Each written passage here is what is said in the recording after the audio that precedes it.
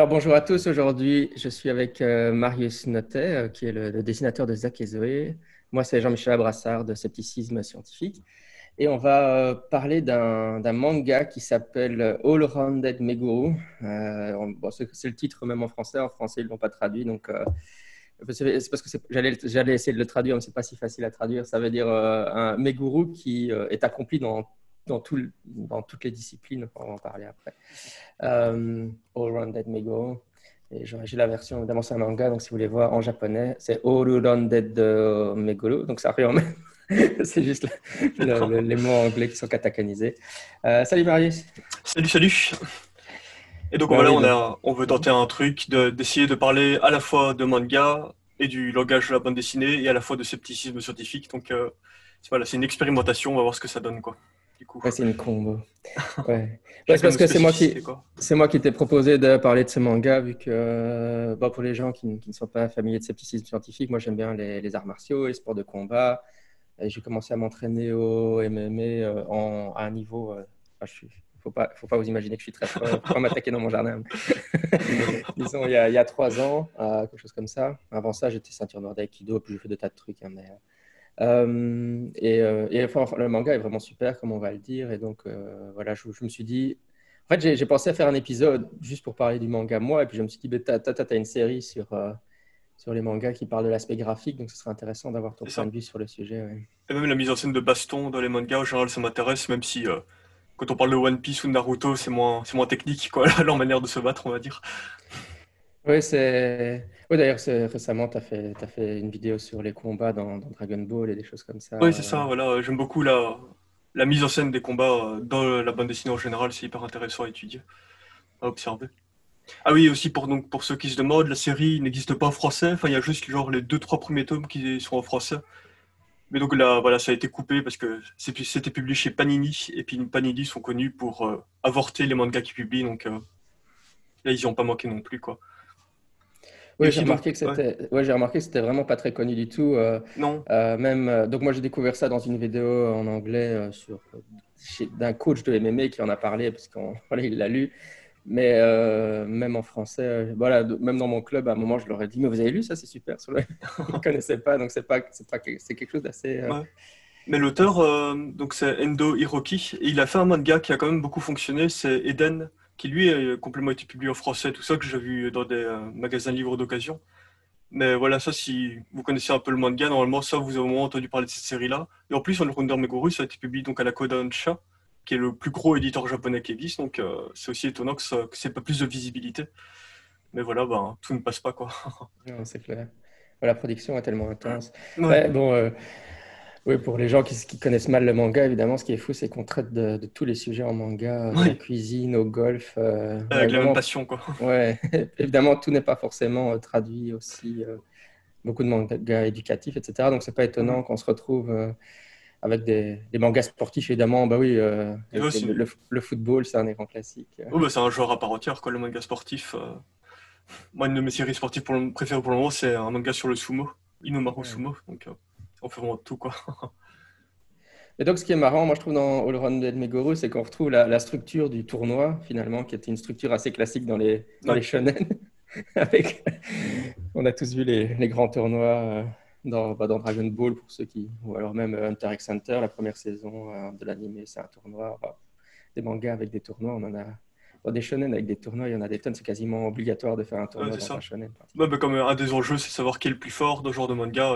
Les tournois sont vraiment là pour formaliser tout ça, vraiment de manière très claire.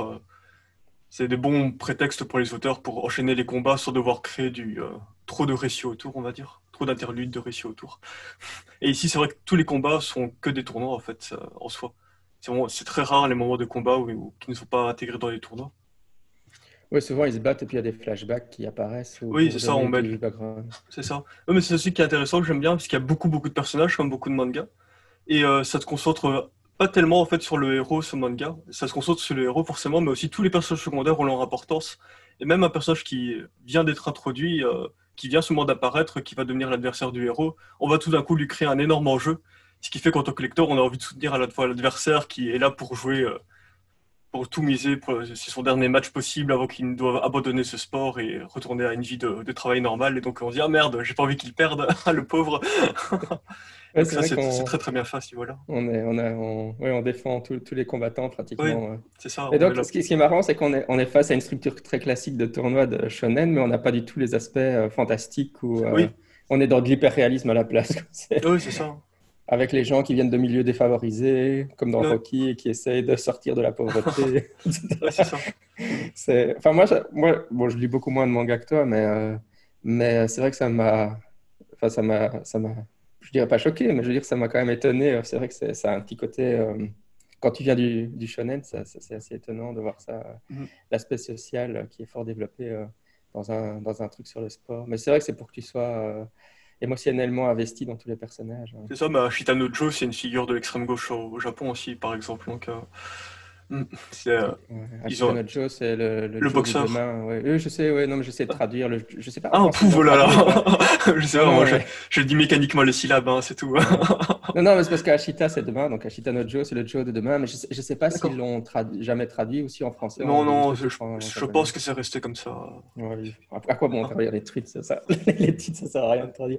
Ok. Ouais, ouais, Et ce non. qui est pas intéressant aussi avec le MMA, comme c'est une discipline qui mélange différents sports, c'est qu'ici, chaque personnage peut être spécialisé et avoir sa propre personnalité au sein de sa propre discipline, quoi.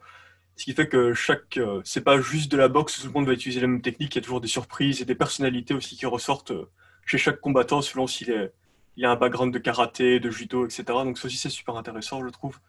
Le MMA particulièrement comme sport à mettre en scène et à toujours plus varier les combats, même si on nous montre à chaque fois en fin de compte deux combattants qui se disputent avec des enjeux semblables de gagner des points et de maîtriser l'adversaire.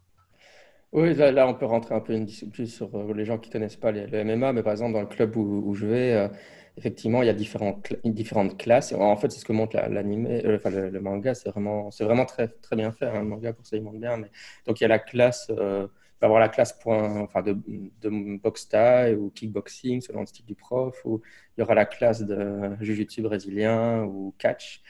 Et enfin, il va aussi y avoir du wrestling, donc tout ce qui est la lutte. Enfin, parfois, dans le manga, ils utilisent des terminologies différentes, mais ça, c'est aussi marrant de voir. Euh, donc, ils parlent de contrôle du clinch, hein, quand ils se tiennent l'un à l'autre et qu'ils doivent juste. Enfin, c'est de se battre l'un à l'autre en clinch. Donc, enfin, on voit qu'il y a une sorte de subdivision des classes, mais forcément, il y a des combattants qui sont plus d'un style qu'un autre. Et puis en plus, et ça, c'est vrai aussi chez nous, mais je trouve que c'est encore plus accentué au Japon. Ben, il y en a qui viennent avec un background de judo, donc ça va Oui, influencer. D'autres qui viennent d'un background de karaté. Enfin, le héros a un background de karaté. c'est ça. Ouais. Et toi, ton Aikido, par exemple, je suppose enfin, comment est-ce que tu intègres ta maîtrise de l'Aikido dans le MMA? Non, je ne pense pas qu'on puisse. Ça, C'est avec, c'est beaucoup avec des sabres en bois et tout ça, l'Aikido, c'est ça aussi? ouais, Ouais. des clés, mais je pense que ouais, pratiquement rien que j'essaie d'utiliser. Tandis qu'ici, c'est vrai que le judo, c'est vrai que par contre, toutes les projections de haut peuvent se faire, donc c'est beaucoup plus facilement intégrable. Ouais, c'est Et, ça aussi, j'aime bien tous les retournements de situation où tout d'un coup, le mec va sortir une technique de karaté complètement inattendue qui va surprendre tout le monde. C'est hyper plaisant, quoi. ouais, ouais. Ça, j'aurais bien voulu avoir un pro de karaté qui en parle parce que c'est vrai que c'est un des passages qui m'a le plus. Parce que en fait, donc il a pratiqué pour les karatékas qui écoutent, il pratique Sanshin, donc qui est un des plus grands, un des katas les plus épurés du karaté, qui est très minimaliste comme ça. Et enfin, je sais pas, moi j'ai déjà vu le kata Sanshin, je me dis c'est totalement inutilisable en combat, Ah, mais dans le, on dans le arrive au manga, il Bushido, arrive là. à l'utiliser. Oui, Donc, mais oui, je suis pas karatéka et j'ai jamais appris le kata, donc peut-être oui. que je me trompe, mais c'est vrai que là, il faudrait demander à une ceinture noire de karaté ce qu'il pense de ce Hmm. passage-là. Mais je pense que pour les gens qui pratiquent les arts martiaux, justement, quand on lit, il y a beaucoup de choses qui interpellent Ah, parce que ok. le gars, il sait vraiment de quoi il parle, il va pas chercher Oui. n'importe quoi, donc c'est assez fascinant. Bah, oui, c'est ça, même dans sa manière de dessiner les corps et tout ça, c'est hyper impressionnant. On sent que le mec, il maîtrise vraiment son sujet de A à Z, quoi. Il y a vraiment- C'est très très pointu, quoi. Mais c'est vrai que moi, je vois ça comme des retournements de situation scénaristiques, mais d'un point de vue logique, enfin, je sais pas ce que ça veut dire en soi. Et c'est pour ça aussi qu'il y a Ouais, beaucoup un support pour les gens comme moi qui n'y connaissent rien en sport de combat. À chaque fois, il y a beaucoup d'explications constantes de la part des spectateurs, de la part des coachs, et aussi on va beaucoup suivre la pensée des personnages pendant les combats qui vont nous expliquer l'action qui est en cours, les enjeux et tout ça. Parce qu'il y a beaucoup un aspect de pierre, papier, ciseaux, s'il me fait telle sorte de coup, moi je vais lui répondre de telle manière et super. Enfin, ils ont des espèces d'algorithmes Ouais, de ce qu'ils doivent ouais. répondre comme type de coup, etc. Et ça se rappelle aussi les jeux de versus fighting et tout ça. Oui, c'est ça. Il y a qui compare le jiu-jitsu brésilien, donc le combat au sol à du jeu d'échecs. Hein, c'est un peu Ah le bah même oui, malin. voilà. Mais c'est vrai que ça, donc c'est vrai que moi, c'est ce qui m'a le plus impressionné, c'est que le gars, il maîtrise vraiment super bien pour pouvoir, moi, je trouve, pour pouvoir détailler tous les mouvements qu'ils exécutent de manière aussi précise. Parce que moi qui connais les mouvements, j'arrive vraiment à suivre l'évolution du mouvement qu'il est en train de faire Oui. et les stratégies qu'ils sont en train de faire. Et voilà, bon, je suis pas le plus grand expert. En tout cas, clairement, il s'y connaît mieux que moi, le mec, alors que bon, voilà, ça fait 3 ans que je m'entraîne et 20 ans que je fais des arts martiaux. Et il connaît vraiment le répertoire technique de manière très précise. J'ai pas vu d'erreur flagrante dans les mouvements ou de Mhm. trucs. Parfois, dans la traduction, j'ai vu des choses bizarres. Par exemple, Ok. ils traduisent en anglais. Donc, sprawler, c'est quand l'adversaire se rue dans tes jambes et que tu jettes tes jambes en arrière. Et ils traduisent ça par un burpee. Mais un burpee, c'est un mouvement de fitness où tu te jettes en D'accord, ok. position de pompage et où tu fais un pompage. Donc, dans la traduction, il y a parfois des choses un peu bizarres. Mais je ne pense pas que ça vienne de l'auteur japonais. Mhm. J'ai lu qu'un seul volume en japonais et je n'ai pas vu d'erreur dans celui-là. Donc, D'accord, ok. On mais peut, ouais. ouais. Non, on peut parler Non, rapidement du. Ah bah non, enfin comme tu veux. non, je voulais quand même juste sur ce que tu disais, parce que je me demandais comment, quand je te l'ai proposé, je me suis dit comment tu allais réagir, toi, justement, Hmm. vis-à-vis de. Parce que si on s'y connaît pas, comment on réagit face à un tel Ouais. déferlement technique, c'est ça qui est assez marrant. Oui, Mais ouais, c'est vrai que. complètement. C'est très. On le prend vraiment par la main, je trouve, en tant que ce soit dans le découpage des mouvements, qui est vraiment très généreux en général, on va bien montrer justement toute l'impression d'espace et de technique et de comment il se positionne son corps, et de comment il retourne l'adversaire, etc. D'un point de vue découpage, on te montre vraiment case par case comment est découpée l'action. Et aussi, comme j'ai dit, on t'explique constamment, en plus, parfois même pendant le combat, on va suspendre le temps et pendant ce temps-là, on va montrer le public ou les coachs t'expliquer la technique avec des petits schémas, des petites flèches et tout ça pour bien t'expliquer qu'est-ce qui se passe, c'est quoi l'enjeu, pourquoi est-ce qu'il a répondu de cette manière et tout ça. Et ça, c'est un des trucs de la BD bien pratique, c'est que chaque case et chaque image remet en question la temporalité de l'action. Contrairement à un dessin animé ou un film où c'est vraiment l'action est complètement déroulée constamment, sauf dans les moments vraiment très marqués de figures de style où il va y avoir des ralentis, etc., où il va y avoir des cassures de la narration. Ici, dans la bande dessinée, comme chaque case remet en question la temporalité, on a le droit de complètement suspendre le temps quand on en a envie, sans que ça choque le lecteur, sans qu'on a l'impression qu'il y a un changement brutal dans la narration, quoi. Ce qui fait qu'on peut aussi faire mettre des bulles de parole, enfin des bulles de pensée à un personnage qui est occupé de se faire projeter, où il a une longue phrase qui est occupée de parler. Oh zut, il m'a fait ça à tel moment, alors que il est en plein ciel occupé de se faire projeter par quelqu'un, quoi. Donc c'est vraiment Hmm. rigolo. Ouais, c'est ça, c'est le truc où tu dois faire une suspension de l'incrédulité, en gros, pour Oui, moi en tout mais cas. c'est ça. Parce que même, par exemple, l'année dernière, j'avais été voir une compétition de MMA à Bruxelles, là. Hmm. Je veux dire, même quand tu t'y connais, les matchs de MMA, l'enchaînement technique va tellement vite Oui, que, c'est bon, ça. bon, évidemment, il y a toujours tu peux avoir des commentateurs qui sont habitués à commenter, mais bon, là, ils peuvent pas détailler autant que le dessinateur ne détaille dans le Oui, c'est ça. moindre. Mais c'est Si, ça parce que parfois il dit, le personnage dit, ensuite il m'a contraint avec ça sous forme de pensée, mais on sait qu'il a pas formulé de A à Z ce mot-là dans sa tête, c'est plus cette bulle de pensée représente plus un réflexe qu'il a comme réflexion sur le moment. Bon, on sait bien que toute cette phrase, il se le dit pas de A à Z, sinon il aurait le temps de se faire abattre largement le temps de finir sa pensée, quoi. Ouais, c'est clair. Mais moi qui regarde enfin, des animés où ils se battent, enfin, finalement, quand tu regardes d'autres choses, enfin, bon, je dis pas que je sais pas. Bien sûr, j'aime bien Dragon Ball ou même Hunter x Hunter, c'est marrant, mais enfin, par exemple, récemment, j'ai essayé de regarder Baki, qui est un truc de combat. Ok. Mais alors, évidemment, les gens, enfin, c'est supposé, enfin, c'est dans le monde réel, mais les gens ont des capacités surhumaines. Comme dans beaucoup de shonen, et c'est très très gore.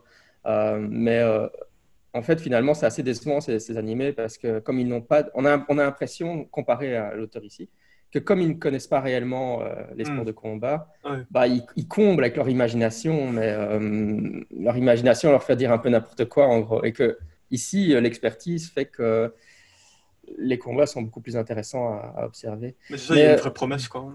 ouais, c'est ça, ouais. Et mais non, mais c'est aussi par rapport à ce que tu disais là, un des problèmes du combat au sol, c'est que chez les gens qui connaissent pas le MMA, enfin qui pratiquent pas même, je veux dire, ou qui connaissent pas bien le judo ou les techniques de sport, C'est que, bon, quand les gens se donnent des coups de poing, c'est assez lisible de Oui. l'extérieur. Je veux dire, tu peux mettre un spectateur dans une salle de boxe, il comprend ce qui se passe, en général, plus ou moins. Même s'il n'admire pas la finesse technique des combattants, il voit quand même des gens qui se donnent des coups de poing et un KO, tout le monde comprend ce que c'est, quoi. Mais une fois qu'on transitionne au sol, la plupart des gens, ils voient juste deux gars ou deux filles en train de rouler par terre et on se dit, qu'est-ce qu'ils sont Oui, en train de faire? oui, c'est sûr, mais là, c'est vraiment bien tout l'enjeu et toute l'attention pendant ces moments-là où ils sont au sol, occupés de s'agripper et d'essayer de prendre la position au-dessus de l'autre et tout ça, ou d'essayer de choke et tout ça. C'est vraiment bien montré, quoi, avec tout le truc de ligne de vitesse, etc. Pour bien faire ressentir la puissance du moment, alors qu'ils sont dans un moment où on a l'impression qu'ils sont figés, quoi. Ouais, c'est vrai, c'est vrai. Mhm. Et aussi, je trouve que un truc de la bande dessinée aussi que je trouve assez bien pour montrer justement quelque chose d'assez on te prend par la main, assez technique et tout ça, c'est que la BD c'est aussi utilisé dans les manuels Ikea et tout ça pour montrer comment monter un meuble, quoi. Donc on peut vraiment te faire comprendre point par point le déroulé d'une action de manière très technique et vraiment te faire comprendre complètement de manière très pédagogique un mouvement. En fait, s'il existait des manuels pour apprendre, je sais pas, des mouvements de karaté, en fait tu pourrais trouver des schémas un peu de ce type comme on voit dans le manga pour te montrer comment se déroule un mouvement et tout ça, quoi. Sauf qu'ici, en plus, avec toute la mise en scène, avec la sueur des personnages, les enjeux narratifs et tout ça, on te fait en plus ressentir l'action et l'émotion des persos et du moment. En plus du fait de montrer quelque chose de très pédagogique, donc on peut vraiment allier les deux avec la BD. Mhm. Et c'est pour ça que je trouve que c'est particulièrement... Si All Rounder Meguro était adapté en animé, on perdrait complètement justement cet aspect schéma technique pour bien montrer... on peut vraiment, en tant que lecteur, s'attarder sur chaque image pour bien comprendre le déroulé d'une action, quoi. Donc le manga est vraiment particulièrement approprié, je trouve, pour ce genre de récit, pour le propos de l'auteur. Ouais, c'est vrai que je n'y avais pas songé, ça. Mais c'est vrai que si tu animes un manga, tu es obligé d'accélérer l'action. Et donc, Ouais, tu pourrais juste avoir les commentaires des gens dans la salle, mais tu perdrais quand même. c'est ça, et tu peux pas revenir en arrière comme dans la BD où tu es sur la page d'après, mais hop, tiens, tu reviens en arrière pour revoir un peu et recomprendre complètement le déroulé d'une action. Moi, c'est ce que je faisais parfois aussi. Donc c'est aussi ça qui est super pas. Tu peux rebobiner à l'infini avec la BD, quoi. C'est pas forcément de manière très linéaire, une lecture de page de bande dessinée, en fait, compte. C'est pas forcément de droite à gauche pour le manga. Oui, tout à l'heure, on parlait du fait que justement, dans les personnages secondaires, il y avait. Enfin, des personnages représentaient des styles en général. Donc, il y a la fille qui est très forte en kickboxing et l'entraîneur la convainc Ouais, c'est que Makoto, ça, je pense. ouais, qu'elle ferait. Elle est géniale, Elle cette devrait perso. cesser au MMA, ouais. Et alors, évidemment, elle n'est pas intéressée par le combat au sol du tout. Enfin, ouais. Ouais. Il y a tout un arc d'histoire quand même pour chaque Ouais. personnage. Mais c'est ça, et en plus, à ce moment-là précis où on essaie de la convaincre, on lui montre tous ces mecs en petite tenue, en sueur, occupés d'être collés les uns aux autres, faire de la lutte. Elle dit, oh punaise, je trouve que vous faites quand même, ça fait quand même très gai tout ça. Et tout d'un coup, ils sont tous exactement dans cette même position de lutte. Et tout d'un coup, sauf qu'ils se rendent compte de ce commentaire, et donc ils sont d'un coup gênés d'être dans cette même position dans laquelle ils étaient juste avant, parce que tout d'un coup, on leur dit que c'est un comportement qui est qualifié d'homosexuel. Et je trouve Ouais, je trouve ça aussi assez marrant de voir qu'est-ce qui est socialement acceptable de faire avec d'autres hommes physiquement, selon le contexte, et que c'est bon, là on fait un truc d'hétéro, on est collé en sueur, en petite tenue avec d'autres hommes, mais on fait un truc de combat et de lutte, donc ça va, c'est accepté. Mais si tout d'un coup on te dit que ça a un côté homosexuel de faire ça, tout d'un coup ça peut créer un malaise, quoi. Et il y a même un des personnages qui dit à Makoto, mais dis pas quelque chose comme ça, tu vas remettre en question tous les fondements de ce sport en disant des choses pareilles, quoi. Donc ça, c'est assez marrant, je trouve, que le MMA et tout ça sont aussi des lieux où les hommes peuvent expérimenter des contacts physiques, etc., qu'ils ne peuvent pas faire normalement avec d'autres hommes, ouais, mais ça, c'est ce qui est vrai. Ouais, socialement mais acceptable, quoi. oui, ouais, c'est même des contacts physiques en général, hein, Oui, c'est bah vrai oui, que. faire un câlin à un ami, les hommes le font très rarement, quoi. Ouais. Enfin, oui, voilà, j'ai envie de dire, c'est parce que tu fais pas ce genre de sport, mais c'est vrai que, tu vois, par exemple, le judo, parfois, je fais faire un stage de judo avec, je suis l'assistant d'une prof pour les enfants et les adolescents. Bah, à l'adolescence, je peux te dire que quand les filles doivent faire, enfin, les filles font avec les filles, les garçons avec les garçons, mais tu vois, il y a quand même tous des enjeux, enfin, Oui, et à l'adolescence, bah, alors, même à l'âge adulte, hein, c'est vrai que bah enfin, oui, voilà, c'est quand même des sports où voilà, tu roules sur les gens. bah oui, c'est ça. Moi, personnellement, je ne l'ai jamais entendu, mais j'ai déjà entendu des entraîneurs me dire, ah, il y a ces gens, ils arrivent. Enfin, des profs de lutte qui disent, ou de jiu-jitsu brésilien, qui disent qu'ils ont entendu ce genre de remarques. Donc, entre autres, ça se base certainement sur des anecdotes Oui, oui. entendues de ce type de remarques en disant, bah oui, c'est une activité. Non, mais c'est une manière aussi de rigoler, de relativiser, de dire, bah Parce que non, bah on fait ce qu'on veut, quoi. C'est, c'est entre adultes consentants, tout va bien, quoi.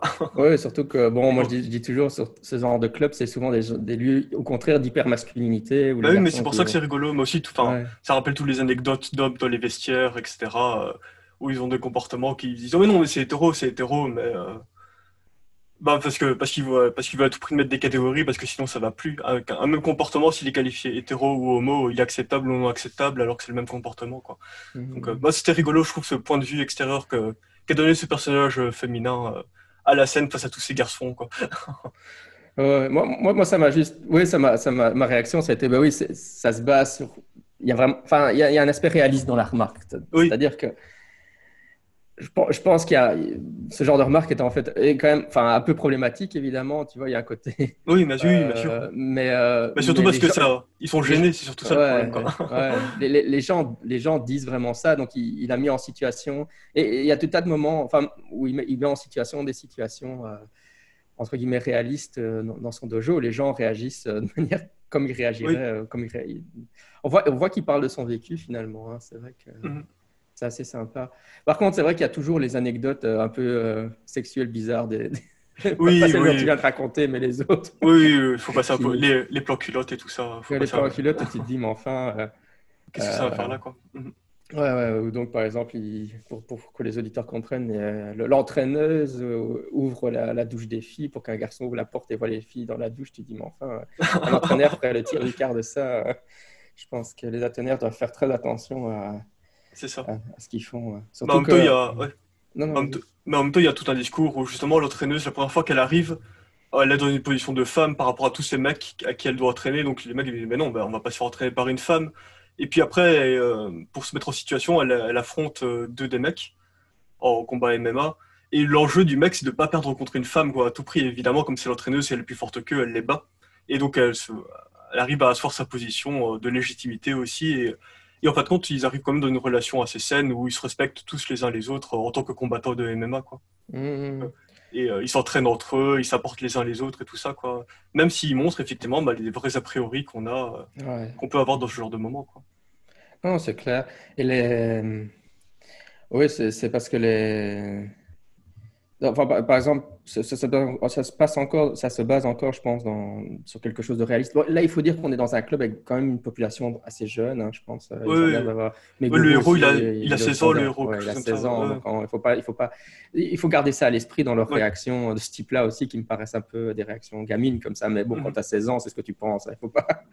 Oui, enfin, on a ce genre de réaction. Hein. C'est vrai que des gens qui disent oh, moi, je veux pas perdre. Enfin, voilà. Il y a par exemple un frère et deux frères qui viennent, et alors l'autre, ouais, c'est deux débutants, mais il y en a un des deux qui va taper assez dur. Et il fait, ouais, mais je veux pas perdre contre mon frère. C'est sympa pour lui.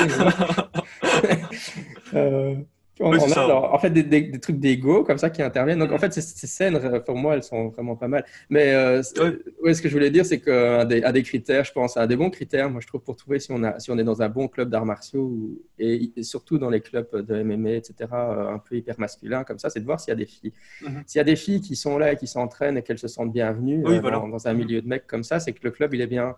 Ouais. Si vous arrivez dans une salle et qu'il n'y a que 20 mecs, c'est pas un bon signe en général. Ouais, c'est ça, même toi, en tant qu'homme, tu seras plus à l'aise de dire que tu peux. Bah, tu seras respecté comme tu es, quoi, on va dire. Tu seras pas obligé Non. de jouer ta virilité ou je sais pas quoi pour te faire accepter, hein.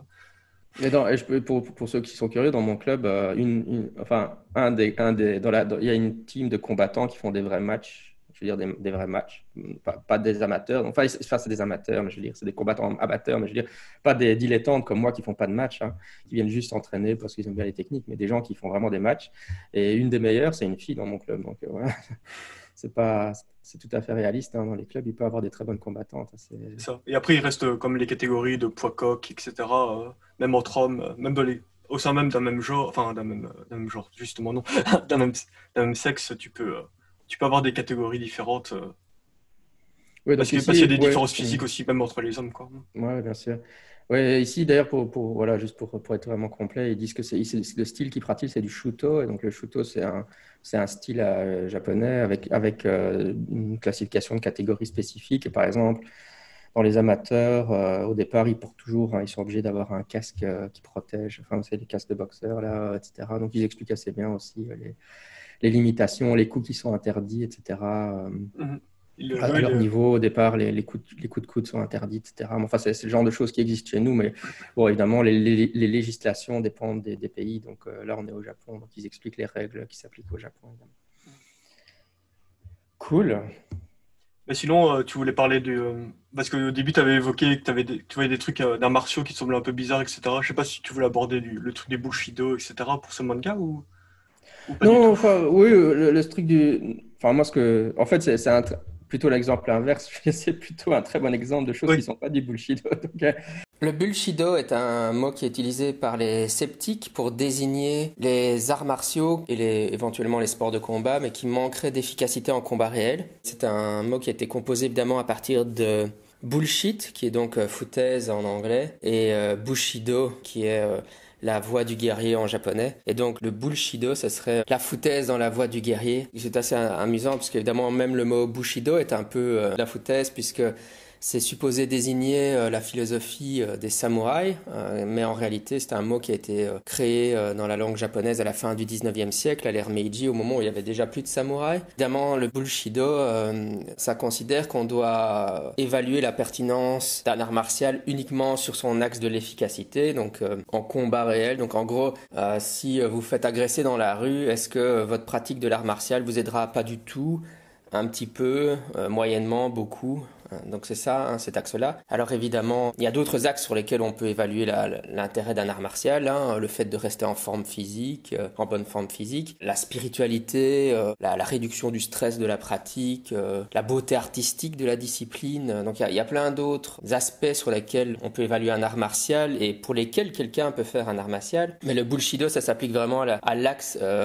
Est-ce que cette discipline que vous apprenez vous aide, si jamais voilà, vous êtes dans un combat, ce qu'on appelle un combat de coq dans la rue, par exemple, vous croisez la rue et vous manquez de vous faire écraser, la voiture s'arrête et quelqu'un sort parce qu'il n'est pas content que vous ayez failli être devant sa voiture et vous êtes dans une situation de combat de coq classique. À quel point est-ce que votre art martial va vous aider ou pas dans cette situation? Donc si vous faites du tai chi, est-ce que ça va vous aider? Si vous faites de l'aïkido, est-ce que ça va vous aider? Si vous faites du judo, est-ce que ça va vous aider? Si vous faites du MMA, est-ce que ça va vous aider? Une autre façon de réfléchir au même problème, c'est que on pourrait avoir un diagramme de Venn avec trois choses différentes qui s'intersectent. Les arts martiaux, les sports de combat et puis la self-défense. La self-défense étant tout ce qui est plus préparation psychologique aussi, hein, donc observer son environnement, être prêt à faire de la désescalade, hein, ne pas engager dans le combat de coq.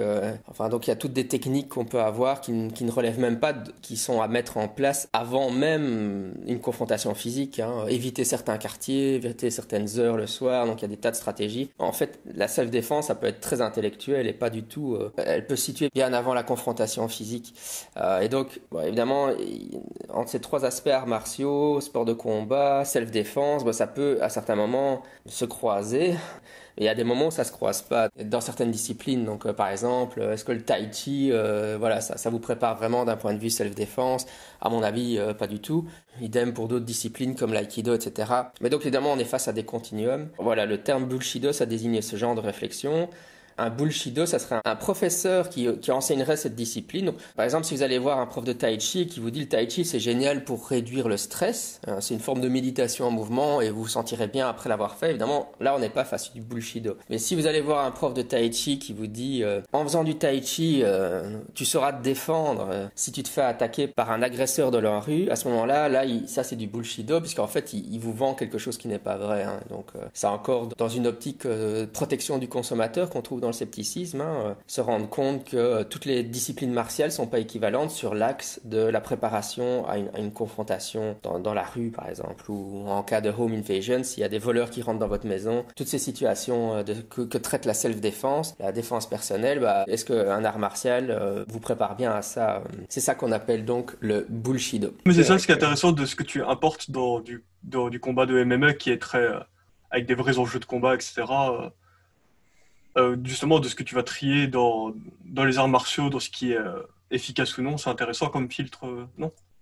Ah oui, c'est super intéressant. Ouais. Parce que, donc, oui, pour moi, au niveau de.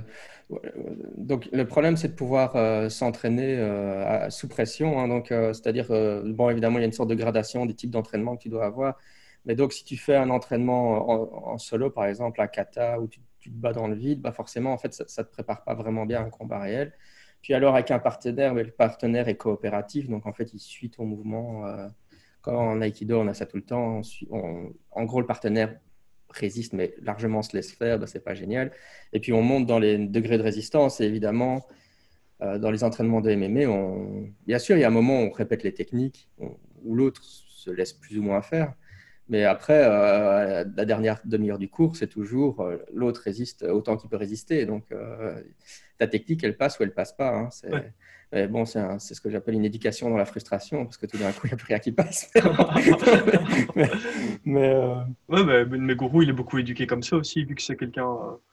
Et aussi, moi, j'aime bien ce truc du personnage qui a la manière dont ce personnage est développé, justement, qu'il n'est pas une grosse spécialité, qu'il a une espèce de truc où il arrive à faire du mimétisme sans vraiment se rendre compte de ce qu'il fait dans son application de technique. Il a une espèce de truc d'ultra instinct où d'un seul coup, il va appliquer une technique qu'il vient de voir et réussir à complètement l'appliquer, mais c'est comme s'il s'était téléporté juste après et se dire, ah, mais tiens, qu'est-ce que j'ai fait, qu'est-ce que j'ai réussi à faire et que justement, c'est quelqu'un qui a besoin de beaucoup expérimenter par le combat réel pour pouvoir s'entraîner et mieux comprendre comment réagir en combat, quoi. Tandis que d'autres sont très bien dans plus l'entraînement théorique et l'entraînement en salle et que ça leur convient très bien pour beaucoup s'améliorer. oui, donc en fait, son arc d'histoire, c'est qu'il la plupart des combattants ont une spécialité, donc combat au sol, ou bien le clinch, donc debout quand on se tient l'un l'autre, ou bien le point-pied. Ils ont tous des spécialités, mais lui, il n'a aucune spécialité. Et en gros, au début, évidemment, ça lui est... Enfin, c'est un défaut de ne pas avoir de spécialité. Tu devrais te spécialiser dans quelque chose pour savoir quel est ton point fort. Et donc, par exemple, si tu es fort en combat au sol, ben, tu vas essayer d'emmener le combat au sol et de le gagner là. Si tu es fort en point-pied, tu vas tout faire pour ne pas aller au sol et avoir... Et donc, c'est difficile d'avoir une stratégie si tu sais même pas toi-même quels sont tes points forts ou ce qui est avantageux pour toi. Mais au fur et à mesure, évidemment, et c'est ça le all-rounded du titre qui est tellement dur à traduire en français, c'est que en gros, il est bon dans tout en réalité, parce c'est un jack of all trades, quoi. En gros, même ça, c'est pas du français. C'est un touche à tout. Il est un peu Ah, bon en tout, donc il est capable d'absorber ce que font tous les autres. Et donc, ouais, c'est il a un ça. style comme ça très. Et Ça, c'est ce qui fait qu'il est redoutable, évidemment. c'est ça, et ça Oui. permet beaucoup de retournements de situation et tout ça aussi. Ça, c'est chouette. Et donc, oui, tout le manga, il gravit les échelons des différents tournois régionaux pour arriver en fait à se battre avec son ami d'enfance. Bon, là, on a un petit côté shonen. Ah oui, oui, complètement, hein, avec le côté le rival qui est plus dark et tout ça. Mais aussi, Ouais. c'est très bien fait, hein, tous les enjeux, justement, à ce niveau-là. C'est très, très chouette. Ouais, ça Même m'avait le fait fait rire que. parce qu'il Ouais, y a une tonalité shonen comme ça, parce oui, qu'évidemment, le rival est son meilleur ami d'enfance, oui. bon, il est connecté au Yakuza, donc forcément, il est plus dark, comme tu le dis. Mais en même temps, c'est quand même toujours très réaliste comme Ah ça. oui, Même ce complètement. qu'on montre des Yakuza n'est pas irréaliste de ce qu'on sait des Yakuza. Mais ça, c'est la valeur. Ça, c'est une grosse valeur de l'éditeur de la Kodansha. C'est la vertu de la rivalité pour toujours se dépasser et aller plus loin. Donc, parfois, même dans les shonen, ils cherchent à ce que le maître va faire en sorte que les deux personnages, ces deux élèves, soient rivaux. Comme ça, ils vont toujours vouloir se dépasser l'un l'autre et que pour lui, c'est un comportement sain à avoir dans une recherche de puissance, quoi. Hmm. Mais ça revient sur ce qu'on disait au tout début, hein, c'est l'idée qu'on a une structure de tournoi de shonen assez Oui, classique finalement, mais présentée à travers un filtre réel, le contraste est assez fabuleux, je trouve. ouais, c'est ça. Et j'aime bien aussi le fait que le héros se cherche complètement, qu'il n'ait pas un but fixé. En fait, il avance un peu un pas après l'autre et je dis, tiens, j'ai gagné ce match, bah, je vais continuer. Il sait pas s'il a envie de se spécialiser, il sait pas s'il a envie de se professionnaliser, il sait pas quel métier il a envie de faire plus tard, etc. Il profite juste parce qu'il passe des bons moments au MMA, mais il n'a pas de grosse finalité, contrairement à plein d'autres personnages qui, eux, visent beaucoup plus déjà les sommets dès le début du récit, quoi. Je trouve ça aussi que c'est intéressant pour un personnage principal d'être celui qui se cherche, d'être celui qui ne sait pas trop où il va.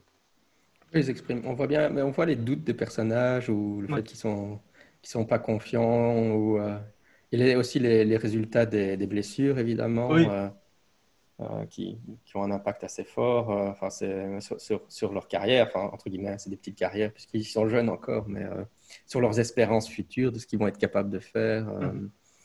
C'est euh, Ouais, pour revenir sur le bullshido, moi, enfin, finalement, dans le sens, tu vois, dans ma tête, c'est plus, c'est justement le problème, c'est que les shonen présentent souvent des choses. Bon, là, tu vas me dire, ben, les gens savent que c'est pas vrai ce qu'on voit dans les shonen. Oui, évidemment, c'est un Goku qui balance une boule de feu. J'espère que la plupart des gens, quoique il y a quand même des gens qui pensent que la projection à distance existe pour de vrai, mais Ouais, mais on se bon, touche pas. après, Son Goku, il a été, c'est l'élève de Tortue Géniale qui est un maître en arts martiaux, tu vois.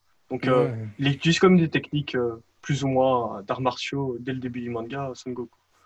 Ouais, c'est ça. Donc, on montre des tas de choses dans la bande dessinée en général. Enfin, je veux dire, même dans, dans, dans tout ce qu'on voit, en fait, même dans les films, évidemment, dans tous les médias qu'on consomme, on voit des gens qui se battent. Mais évidemment, ce qu'on peut voir peut être extrêmement non réaliste et les gens s'en rendent pas compte s'ils n'ont pas un degré d'expertise dans le domaine, hein. Euh, Enfin, je sais pas, je vais prendre un exemple peut-être un peu bateau, mais les séries de super-héros style Arrow et tout ça, hein, Oui, où on c'est a pas des n'importe comment, je chorégraphies suppose. je veux dire, quand moi je regarde ça, je suis quasiment croulé de rire tellement c'est Mais peu c'est- réaliste. ouais. Mais les gens qui n'ont jamais expérimenté Oui, ce que ça bah, peut être vraiment peuvent avoir. Bah, évidemment, l'avantage justement du MMA, c'est que maintenant il y a des matchs qui sont retransmis à la télé. Et bon, si quelqu'un veut, sans combattre, juste voir à quoi ça ressemble vraiment des gens qui se battent, ils peuvent juste regarder un match de l'UFC et voir. Mais ça ne ressemble pas à ça, quoi. Et on est quand même. Ouais, c'est ça. Donc, dans le fond, on est quand même submergé d'informations fausses dans les médias. Bah, évidemment, ce n'est pas le rôle des films ou des séries comme Arrow de nous montrer des combats réalistes et de nous mais informer sur comment un combat se passe pour de vrai. Mais ouais, c'est ça, mais on le voit dans Meguro, il arrive à faire les deux. Il arrive à être très technique et en même temps être super divertissant. Moi, enfin, la tension dans les combats, tu la ressens hyper fort, quoi. Avec, enfin, comment enfin, de sa manière de dessiner les corps, avec tous ces jeux de lignes de vitesse incroyables, etc. Il arrive vraiment à mettre une couche super récréative, quoi, pour l'auteur, pour le lecteur, tout en étant justement super rigoureux. Donc, c'est vraiment, enfin, pour moi, ce manga, c'est vraiment un chef-d'œuvre, hein. C'est incroyable ce qu'il arrive à faire. surtout qu'ils terminent souvent sur des cliffhangers en milieu de combat. Oui, oui, Et puis, tu es oh, là, quel non, je veux bâtard connaître ça. la suite. Ouais. C'est sûr. C'est vrai qu'il a l'art du cliffhanger en plein milieu du truc. En plein milieu d'une projection, il s'arrête. Ah oui, c'est ça. Ouais, ouais. Donc voilà, en fait, finalement, mon lien avec le Bullshido, c'est que c'est un peu un contre-exemple. Dans le fond, où je pense que si on donne ça à lire aux gens, ben, ça leur donne une bien meilleure perspective du type même du type d'entraînement que tu devrais réellement avoir pour être capable de te battre et du challenge que ça représente Ouais. en termes d'efforts, de blessures et oui, enfin même j'allais dire de souffrance psychologique, mais de doute que tu peux avoir Oui. enfin, ou de courage que tu dois aller avoir pour monter sur le ring, etc., hein. Ah oui, c'est des vrais portraits d'humains qui donnent à chacun de ces personnages, donc ça c'est vraiment chouette, quoi. Mm. Voilà, nickel. Bah, moi, je pense qu'on a un peu fait le tour, hein. Oui, ouais, ouais. Bah, du coup, en Très- fait, j'ai pas parlé de plein de trucs de mise en scène que j'avais Ah ben noté vas-y, fonce, alors. ardemment, Je te laisse y mais aller. en fait, le truc, c'est que comme c'est très visuel, je sais pas si je fais une autre vidéo, du coup, ou pas, pour le faire, parce que il y a plein de trucs qui sont un peu compliqués à parler comme ça. Oui, c'est à mon avis, c'est ce que je vais faire, du coup, je vais faire un montage propre avec avec une voix off et des images qui vont être montrées, quoi. Bah ouais. Mm. Bah là, tu as déjà quand même déjà abordé certains trucs. J'ai bien vu. Enfin, évidemment, j'ai lu la BD, mais c'est ça Oui, c'est ça. il faut que tu puisses Ah oui, montrer j'ai un peu abordé cette des façon. trucs, mais il y a énormément de jeux avec des lignes de vitesse qui sont hyper intéressantes de ce manga, par exemple. Il utilise vraiment de plein de manières différentes. C'est assez hallucinant, tous les techniques qu'il utilise. Donc ça, j'aimerais en parler, mais je ferai ça dans une autre vidéo, du coup. Enfin, Ouais, ça me à paraît très côté, bien. quoi. Ouais. Ok, super. Génial. Nickel. Et ben voilà. Je sais pas si tu veux prendre congé des auditeurs ou pas, mais Si, si, bah, si le format vous a plu, peut-être qu'on en refera d'autres, hein, on verra bien. ouais, ouais, ouais, ouais, ouais. Donc, Moi, je moi, suis. je t'avais parlé du manga Dr. Stone, qui Ouais. parle de toute l'évolution de la science et du progrès humain à travers les âges. Donc, ça, à mon avis, ça peut être un très bon manga pour hyper divertissant, encore une fois, de shonen et de montée en puissance, très fun, pour parler de trucs plus scepticisme scientifique, etc., quoi. Trucs Ouais, techniques. c'est vrai que peut-être que enfin, forcément, les auditeurs du balado scepticisme scientifique s'en rendent pas compte, mais enfin, une raison pour laquelle je fais Zakezo aussi, c'est parce que j'ai toujours été un fan de BD. Et donc, Oui, mais aussi des euh, moyens de rendre ça plus. D'autres moyens d'essayer d'aborder ces thèmes-là de cette éthique et tout via à de la fait. bande dessinée, vu qu'il y a plein de supports qui existent, qui sont hyper fun, où tu peux lire ça sans du tout avoir de réflexion sur ce que c'est l'esprit critique ou quoi, mais justement, tu peux l'aborder parce que ça aborde quand même ces thèmes, quoi, parce que ça reste comme des grosses thématiques au sein du récit. Là, le héros de Dr. Stone, c'est super cool parce que c'est un peu comme s'il avait tout Wikipédia et tous les tutos YouTube dans la tête, quoi. Donc, et parce qu'il y a une espèce d'apocalypse qui il y a 1000 ans qui s'écoulent. Et puis, il y a tout, enfin, ils sont tous transformés en pierre, et au bout de 1000 ans, il y a certains humains qui sortent de leur état d'immobilisé, et donc ils ont toute la civilisation à reconstruire, quoi. Et il y a ce personnage qui est le héros, qui lui possède justement quasiment toute la connaissance humaine dans sa tête, et donc avec son environnement, à partir de rien, juste de son cerveau, il va reconstruire toute la civilisation humaine, et son but c'est de renvoyer une fusée spatiale dans l'espace, quoi, de son vivant. Donc voilà, et on le voit comment réinventer toute la technologie, tout le savoir-faire aussi médical, etc., à partir de son savoir. Et donc, c'est un super bon personnage pour ça, je trouve, pour Mhm, aborder tous mhm. ces thèmes-là. Ouais, c'est vrai.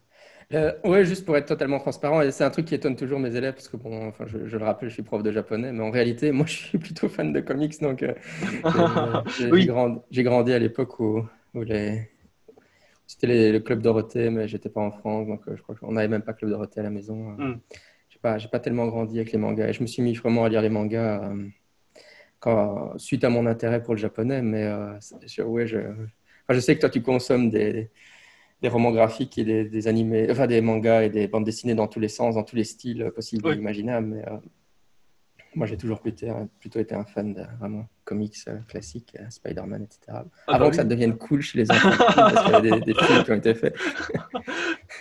Moi, j'ai Enfin, découvert via les films de Sam Raimi, hein, les super-héros, grosso modo. Donc, ouais. Très bien, bah oui, c'est voilà, si ça intéresse les lecteurs. Mais moi, je trouve que de toute façon, je suis sûr que ça va intéresser des lecteurs, hein. C'est vrai qu'on cherche toujours des supports pour enseigner la pensée critique. Et voilà, la bande dessinée, ça peut être un support pour en discuter, mais ça peut être aussi une recommandation, hein, si on a oui, un comics ou un manga ou un roman graphique qu'on aime bien. Et voilà, par exemple, vous avez un jeune ou un adolescent qui est intéressé par les arts martiaux, etc. Et vous voulez qu'il ne croit pas trop dans des choses bizarres. Vous avez une recommandation très claire, on vous recommande le Random Mikoro, comme ça il apprendra plein de choses en le lisant et ça lui donnera une perspective assez réaliste sur ce genre de choses. c'est ça, avec un récit super prenant, quoi. C'est ça. Très bien, ben, à la prochaine fois, on dit au revoir Marius, ciao ciao. Et salut à tous. Au revoir.